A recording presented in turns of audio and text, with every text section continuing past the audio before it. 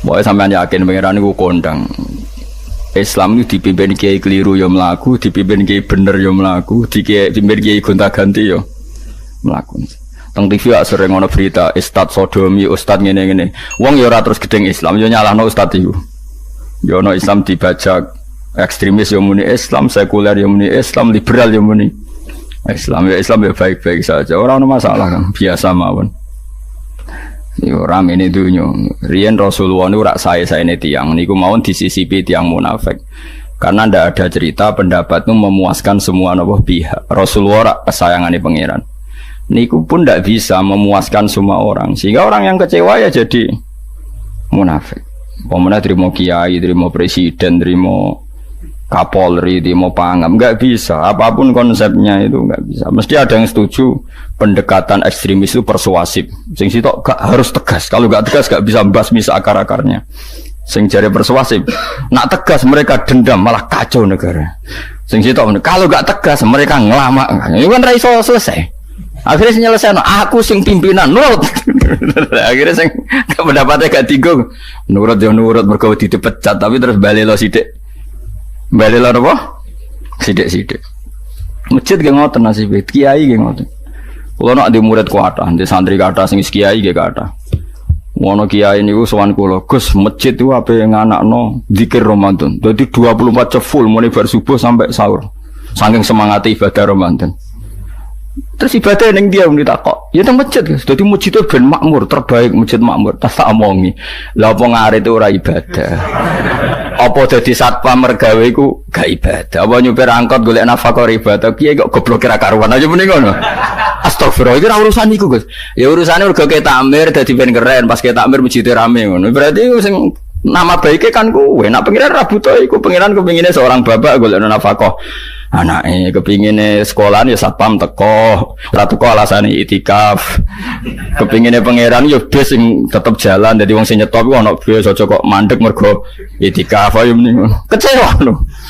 Wis bae ku piye dicapik ora dukung. Padahal kula yo nyucup yo hormat tapi tetep gremeng mergo idenya enggak keturutan. Ya kula yo ngerti rai-rai ngono iki wis biasa wae cara kula biasa. Tapi sesuai sadar deh. Bareng ngajak wong dora gelem akhirnya sadar. Jebule ngandel jenengan nggo sembang kula ya suwi wong luwih ngandel aku timbang kowe. Lah bento tapi ngandel kowe ya. Wong aliran sesat ta men. Ya masjid itu anggere sono salat jamaah iku ya wis rame cara pangeran. Ora perlu rame banget. Nak rame banget terus bakal pentol leren satpam leren supir angkot leren iku jek sepele. Dokter leren. Wong ape loro ape lara ape berobat ra iso nak larane emergensi astagfirullah minamikum taqabbal ya karim ajane semburu leren maling leren copet leren iku ape nek iso ngumpul iku makanya ngaji iku ambek wong alim kan karena orang alim tuh yang tahu duduk perkaranya agama seorang lagi yang tahu duduk perkaranya agama. Nabi itu kalau ngendikan itu sampai sahabat itu gak bisa menampung. Kadang menyebut kebaikan satu majelis sampai 63 sampai 70. Misalnya Nabi ngendikan al-imanu bid'un wasituna bid'ah. Iman itu ada 63. Terus nyebut terus. Pertama ngendikan a'la la ilaha illallah, tertinggi adalah kalimat tauhid. Wa adnaha imatatul adza anit thariq, terendah adalah menyingkirkan hal-hal yang mengganggu yang apa? Mukmin atau mengganggu jalan. Terus ngendikan seperti itu. Sehingga pernah suatu saat Rasulullah itu ngaji di masjid. Rasulullah karena terima kiai, Rasulullah itu ngaji di masjid.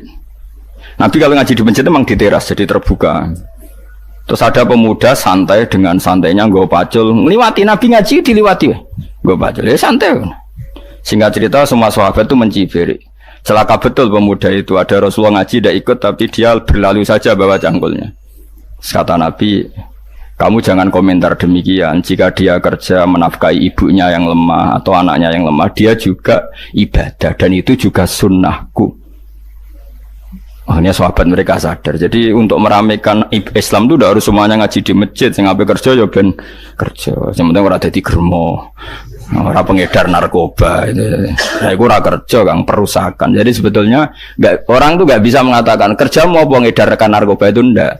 Pengrusakan tuh namanya. Tapi kayak adol pentol terus hal-hal yang halal itu namanya apa? Kerja. Dan kerja itu ibadah. efek dari perikiran ulama yang seperti ini, akhirnya masjid daerah ulama itu sepi-sepi. Mergo ngomong ngono terus wong wae nak ngono ora perlu ning masjid. Lah iku kesimpulane sing salah. Kok terus kesimpulane nak ngono ora perlu ning masjid bar saiki. Maksudnya orang ngono sing di aktivitas nggih monggo. Nek sing ada aktivitas timbang turu ning omah kene aduk ibadah ning masjid aja aduk turu ning masjid. Nah, akhirnya daerah-daerah tertentu yang akeh ulama mesti masjidnya sepi, tak jamin. Jajal gitu loh nih Rembang. Oh tambah sepi, karena ulama cara berpikir, jauh kerja ya, ibadah ngernet ya, ibadah mulang ya ibadah. Akhirnya orang masjid itu pas tarawih. Iku yang golek sing cepet. Tapi kunane kuno, Nabi sekalipun itu yang namanya orang yang mendengar, tetap ada yang menolak. Konsep perang di luar kota itu kan secara teori militer itu rasional. Bikin kontak ya rasional. Tapi orang yang berpendapat tadi, ya Rasulullah kita di rumah saja, itu ya gelo.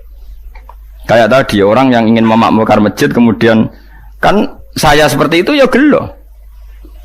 Kalau pikiran saya, suatu saat dia sadar, intinya sadar, terus sowan saya sadar. Karena ya muridnya ada murid beda angkatan ya, dia semi-semi teman sama saya. Tak omong ngene, cong kowe nak pancen seneng masjid tenan, masjid itu aja dadi problem bagi umat. Misalnya gini, aja sampai kenapa ora nyupir angkot demi nak mirno masjid, kenapa ora tugas satpam demi makmurno masjid. Berarti masjid ini menjadi problem penghalang dari sistem sosial ekonomi. Kowe seneng masjid darani problem. Kowe seneng masjid dianggap kambing hitam. Ya sudah, sholat jamaah saja, sholat jamaah di masjid. Terus yang nganggur-nganggur ya ke masjid. Tapi kalau yang sibuk ya monggo, asal itu halal ya ibadah. Ketika Nabi setiap aktivitas muslim asal halal itu apa? Ibadah. Nah, makanya kita harus. Nah, tapi kan pendapat seperti ini itu kan kadang dibantah juga. Tapi ke Ramadan Gus tahun pisah, nosok ngejinan rasa setuju. Tak bukti kalau dia hadu nafsi tak tes. Ya wes aku setuju. Syaratnya ketuane takmir ra kowe. Dadi masjid rame pas kowe ra ketua takmir. Isen dene karena dia ingin punya prestasi. Berarti sawang wow pas dene ketua takmir hadun nafsi enggak? Hadun nafsi pasti dia itu cari. Ya jajal pengajian sing gede-gede. Mergo pengurus takmire kok pengen pas era dene tau pengajian geden. Pas gak pengurus takmir terus ana pengajian geden. Lah opo rame-rame bareng. Padahal orangnya sama. Nah itu ulama itu tukang ngomong seperti itu. Mungkin menyakitkan, tapi ulama itu terus ngomong seperti itu. Supaya agama ini dibawa berdasar ikhlas, bukan hadzun nafsi. Bukan kepentingan pribadi. Tapi tentu ulama tetap ngomong, iktikaf ya sunat, baik, kerja ya baik, amal lainnya asal baik ya baik. Ngomong gitu terus. Tapi kan mangkal loh akhir ulama. Karena bagi pengurus masjid, baik itu pas Ramadan ya masjidnya rame. Bagi yayasan yatim piatu amal ape ya dikekno yayasan yatim piatu. Bagi KBIH, bagi travel amal ape ya umroh. Ya ora. Jadi tenan kula raguyan. Mana mungkin travel umroh dalil kowe nek dhuwit luwih kekno cah yatim kekno masjid gak payu travel. Tapi dalile al umroh ilal umroh kafaratun lima bainahuma. Umroh itu yang mengkafaroi dosa. Jadi dan itu kersane Allah, orang macam-macam pikirannya kersane Allah dan baik-baik saja. Dunia diokal-akali ini ya baik-baik saja. Allah ya tenang aja tetap sugih. Cuma ulama harus ngomong seperti saya. Jadi karena keterbatasan manusia sehingga yayasan yatim piatu mesti ngomong seakan-akan ibadah terbaik yang nyumbang yatim piatu. Nanti yang di travel ibadah terbaik ya sowan nabi umroh. Nanti sing jamaah thariqah ya ibadah terbaik itu thariqah. Semua dan itu semuanya baik gak masalah, kita ada. Tidak masalah. Tapi kalau memaksa orang lain harus seperti itu dan mengkerdilkan kebenaran hanya surahnya gambarannya seperti itu, kita sebagai ulama harus melawan. Karena Nabi dawuh kebaikan itu sekian jumlahnya. Terus Nabi menyebut di satu majelis itu 60. Sampai yang diantara yang disebut itu nganti ono sing jorok. Wa fi buti ahadikum sedekah. Kowe ngeloni bojomu iku sedekah. Sampai sahabat takok, "Ya Rasulullah, masa urusan gitu ibadah?" Ayati ahaduna syahwatahu wa huwa la ilahi ajrun. Masa urusan kelon itu ganjaran ibadah. Terus Nabi jawab, kata Nabi, "Faqih falawadu'a fi haramin akana alihi wisrun." Kalau andikan dia meletakkan mental seknya atau aktivitas seknya di luar yang halal, apakah itu tidak dosa? Iya ya Rasulullah. Terus kata Nabi, "Wa kadzalika," begitulah kalau diletakkan di halal dia juga dapat apa? Pahala. terakhir Nabi ngendikan takufu syarroka anin nas fa innaha shadaqatun minka ala nafsik. Jika kamu itikaf di masjid tidak bisa, dol pentol tidak bisa, jadi satpam tidak bisa, aktivitas sosial yang menguntungkan orang lain tidak bisa. Takufu syarroka anin nas. Yang penting kamu tidak berbuat buruk yang merugikan manusia. Sehingga sampai ada riwayat dari orang sufi, ibadahnya orang zaman akhir itu tidur, karena anak tidur itu gak ganggu wong. Iya, paling bojo tok sepeten. Tapi kan yo nyopet yo ora, zina yo ora, ndelok wong ayu yo ora. Nah, itu sampai Nabi terakhir nyebut. Dari sekian kebaikan tuh kalau gak mungkin kata Nabi takufu syarroka anin nas fa innaha shadaqatun minka ala nafsik. Sementing kamu tidak melukai atau merugikan orang apa? Sehingga misalnya ulama kok ngerti ada orang tidur di rumah, wong apik, gak ganggu wong. Ono bajingan mati, wong apik, sereso bajingan meneh. Nah, akhirnya masyhur orang krono bajingan mati, kiai tenan ya. Saya ge mayit niku, wong gak siap nih saya. Bajingan sih. Saya padahal ning atine kiai nek mati ya apik dong sereso bajingan to. Akhir dari bajingane ya wis mati. Lho sekarang ngakhiri bajingan apik ta elek? Apik. Berarti matine elek ta apik? Apik. Maksudnya kiai apik mati ini ora apik wonge. Lah ngomong gak trimo pikirane apik iku. Wonge lagi kiai ndake sepinter maksudnya. Apik nggih niki. Ngomong keberatan. Ayo apik. Ya sesuk kan wedi yo. Nggih apik. Lah itu ilmu. Jadi ngaji ilmu itu orang harus punya kesiapan pendapat meskipun itu kita tidak siap. Besiwa wasa antakrohu syai'a wa huwa khairul lakum. Pendapat meskipun kamu kadang tidak cocok, bisa saja menurut Islam itu ini lebih apa? Baik. Karena tadi kebaikan itu sekian bentuk. Bisa ulang kebaikan itu sekian apa? Bentuk.